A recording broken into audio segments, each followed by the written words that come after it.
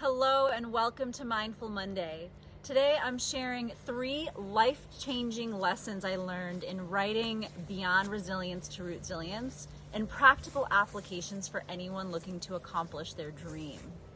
You have 2 exciting opportunities to experience the power of this work. One is in the Azores this Wednesday, and the other is online with Samantha and I, where we'll be teaching the fundamental practices of our book in partnership with Kripalu. All that information can be found in the links that will be posted below. The first lesson was overcoming my fear of shining. Now, this book is based on a methodology that Samantha and I co-created that we tested during the pandemic with several participants in sold-out online courses where people shared the incredible impacts that this work had on their lives. We knew this had to be codified into a book, but suddenly my inner saboteur wondered, oh my gosh, am I really capable of being a published author? Am I allowed to share this wisdom that some people might argue is based in concepts that aren't necessarily scientifically proven? I almost self-sabotaged this huge accomplishment simply because of my fear. What would people think? What would my parents say?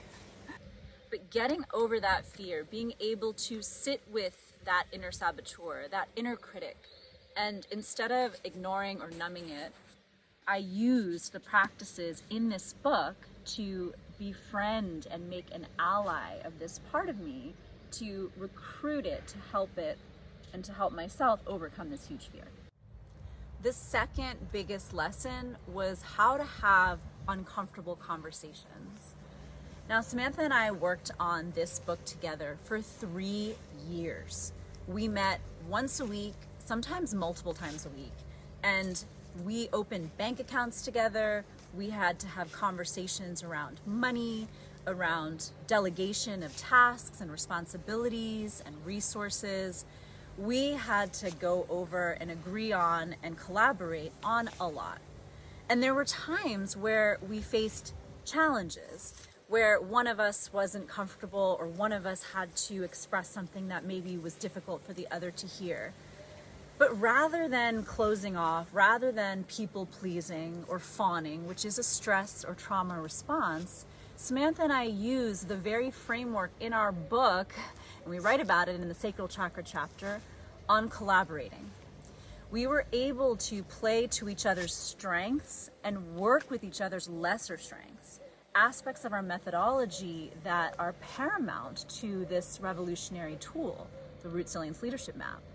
The third life lesson in writing this book was overcoming expectations, releasing expectations, and redefining metrics of success for myself in being a published author.